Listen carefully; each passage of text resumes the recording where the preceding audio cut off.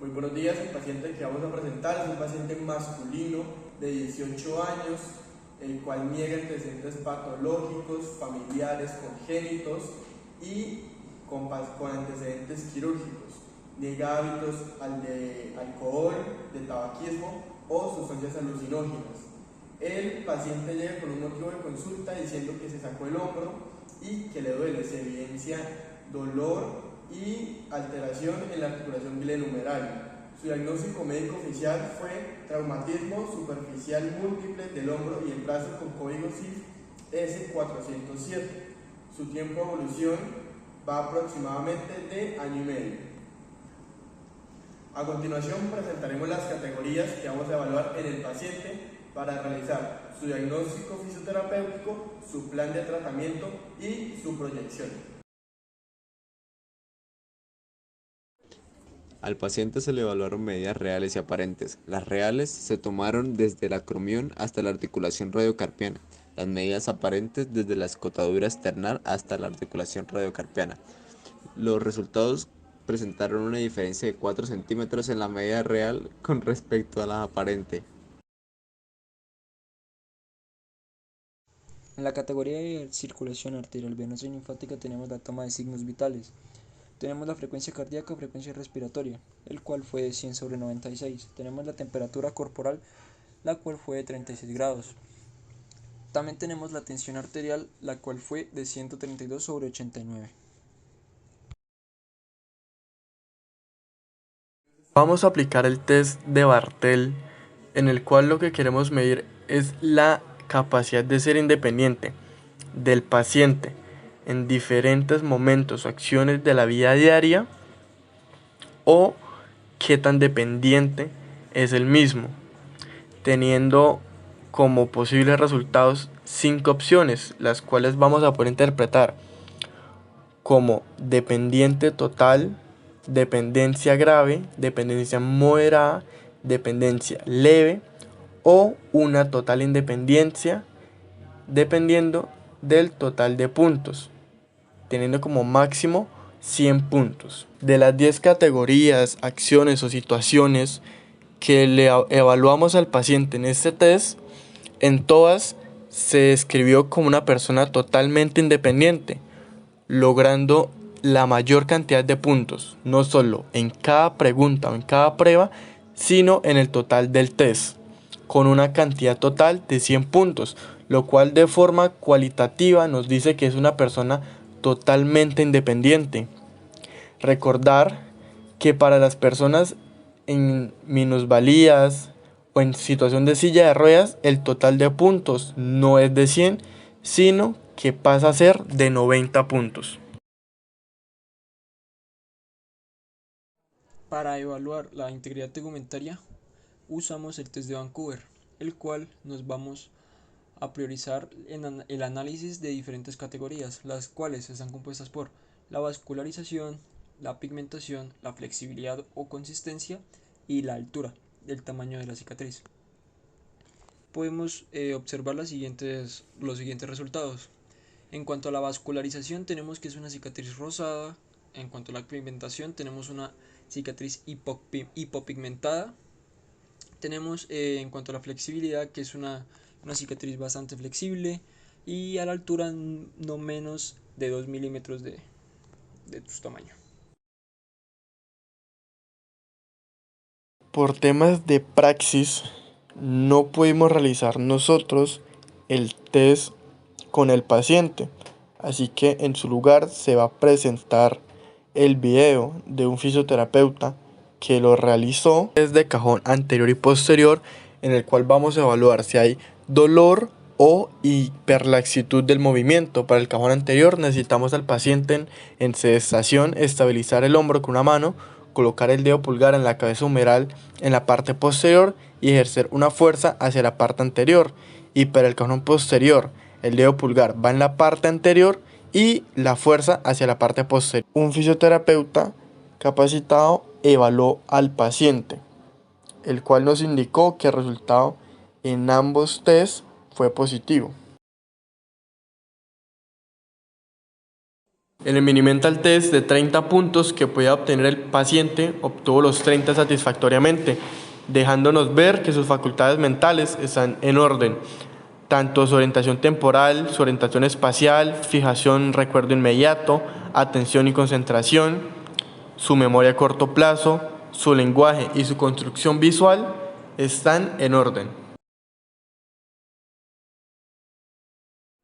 Después de evaluado el test o escala de Daniels, podemos obtener una respuesta o un resultado cuantitativo de 5 y un resultado cualitativo como una fuerza muscular buena.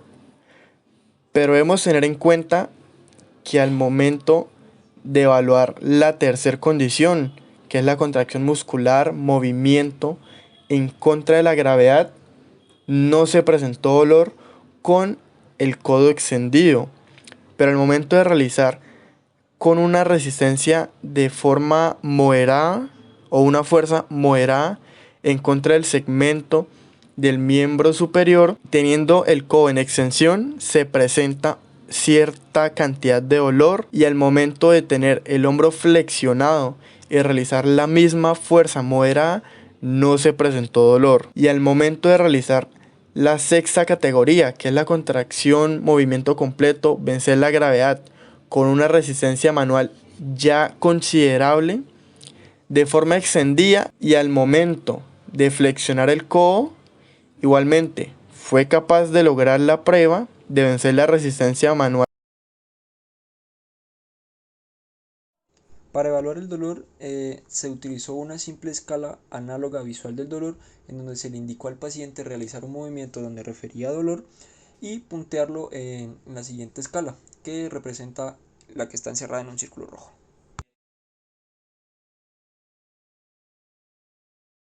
Para evaluar los rangos de movimiento se utilizó la goniometría. Como su nombre indica, se hizo uso del goniómetro. Se evaluaron la flexión, extensión, abducción y aducción. En flexión se obtuvieron 140 grados de 180, que es lo normal. En extensión se obtuvieron 45. El paciente refería en flexión, extensión, dolor. En abducción se obtuvieron 110 grados de 180. En aducción se obtuvieron 30, que está dentro de los rangos o de los parámetros normales. Cabe recalcar que en flexión y extensión el paciente refería dolor y fue punteado en la escala análoga visual.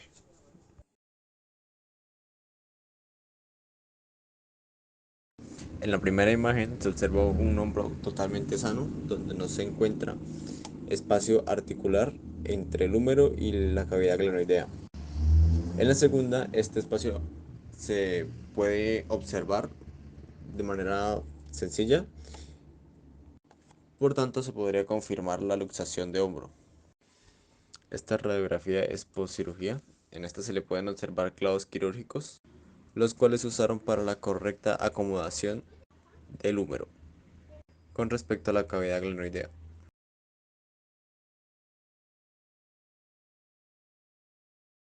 La patología presente en nuestro paciente es la luxación de la articulación glenumeral con código CIE S407. Esta se define como la separación de dos extremos de los huesos en el lugar que se encuentra una articulación.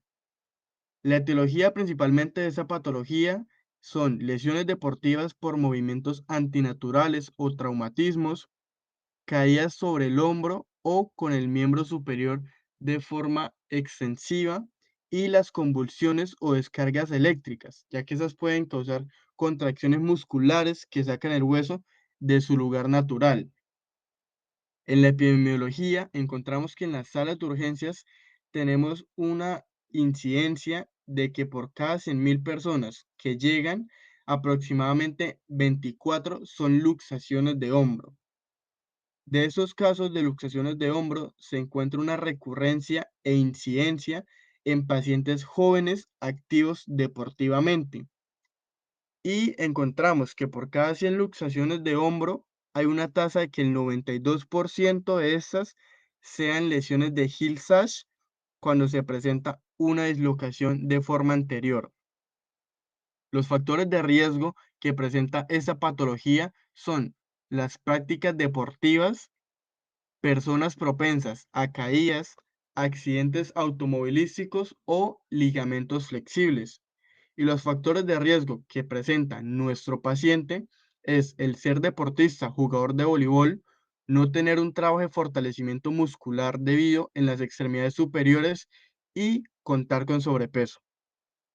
En cuanto al análisis fisiopatológico de la luxación de la articulación glenohumeral, tenemos que se afectan principalmente en nuestro paciente cuatro estructuras, las cuales son articulación, músculo, tendón y ligamento. En cuanto a articulación, vemos que sufre un aumento del espacio articular. En el músculo nos va a ocasionar una elongación y nos va pues a afectar de tal manera que el músculo va a sufrir una hipotrofia muscular, que es el debilitamiento por desuso del músculo afectado. Eh, Esto también nos va a afectar los fascículos musculares y la elastina. Va a perder propiedades también en cuanto a la contracción muscular. Tenemos la parte del tendón y el ligamento, que van a sufrir dos secuencias o dos afecciones muy similares por culpa de la elongación, que es el alargamiento del tejido blando asociado principalmente con alguna actividad anormal de este mismo, el cual por estas dos patologías o estos dos traumatismos que sufren estas dos estructuras nos van a liberar terminaciones nerviosas libres por estímulos de las fibras A delta y C que nos van a ocasionar dolor. Estas estas dos estructuras van a venir acompañadas con inflamación de la misma elongación. La inflamación es desencadenada por activación conjunta de fagocitos, macrófagos y células endoteliales.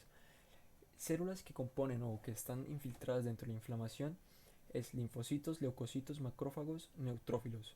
Eso nos va a proporcionar cambios vasculares, que son la vasodilatación, la permeabilidad vascular y el aumento de la presión hidrostática y disminución de la presión osmótica.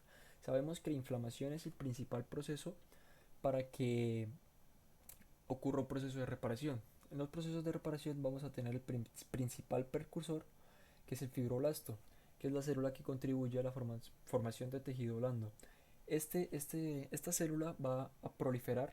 Proliferación es aumento o reproducción de la matriz extracelular, la cual va a secretar o va a crear fibras de colágeno tipo 1, las cuales en el siguiente proceso, que es la maduración, van a pasar a ser tipo 2.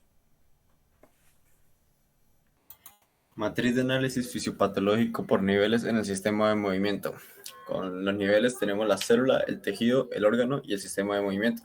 Con respecto a los sistemas está el cardiovascular pulmonar, neuromuscular, musculoesquelético y tegumentario. Para los sistemas cardiovascular pulmonar y neuromuscular no aplica en la luxación de la articulación glenohumeral. Las células afectadas en el músculo esquelético fueron el fibroblasto, la célula satélite, matriz extracelular y tendinocitos. El tejido afectado fue el tendón, ligamento y músculo. El órgano, huesos, articulación y el sistema de movimiento, el biomecánico.